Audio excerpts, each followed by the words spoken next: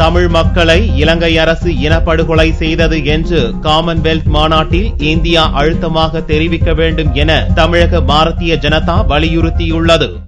பாரதிய ஜனதா மாநில அலுவலகமான கமலாலயத்தில் செவ்வாயன்று செய்தியாளர்களை சந்தித்த கட்சியின் மாநில துணைத் தலைவர் ராஜா, காமன்வெல்த் மாநாட்டில் இந்தியா பங்கேற்பதற்கு தமிழகம் முழுவதும் கடுமையான ஆட்சேபம் எழுந்துள்ளதை சுட்டிக்காட்டினார். இம்மாநாட்டில் இந்தியா பங்கேற்றால் 2009ஆம் ஆண்டு போரில் தமிழ் மக்களை இலங்கை அரசு இனப்படுகொலை செய்தது என்பதை இந்தியா அழுத்தமாக தெரிவிக்க வேண்டும் என்றும், இதற்கு கண்டனம் தெரிவிப்பதுடன் 13வது அரசியலமைப்பு சட்ட திருத்தத்தை இலங்கை அரசு அமல்படுத்த வேண்டும் என்பதை வலியுறுத்த வேண்டும் என்றும் ராஜா கூறினார். 2009 யுத்தத்தில் தமிழ் மக்கள் இனப்படுகொலை செய்த அரசு இது. இதை இந்தியா கண்டிக்கிறது.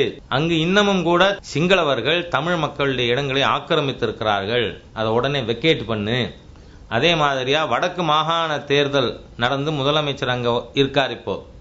ஆனால் எந்தெந்த அதிகாரங்கள் தரப்படும் என்று 13th அமெண்ட்மெண்ட்ல இருந்ததோ அதை தர இந்த அரசாங்கம் மறுக்கிறது. அதுக்கு இலங்கையினுடைய ஜுடிஷியல் சிஸ்டத்தை இவர்கள் தவறாக பயன்படுத்துகிறார்கள். அதை நிறுத்தணும் இலங்கை அரசாங்கம்.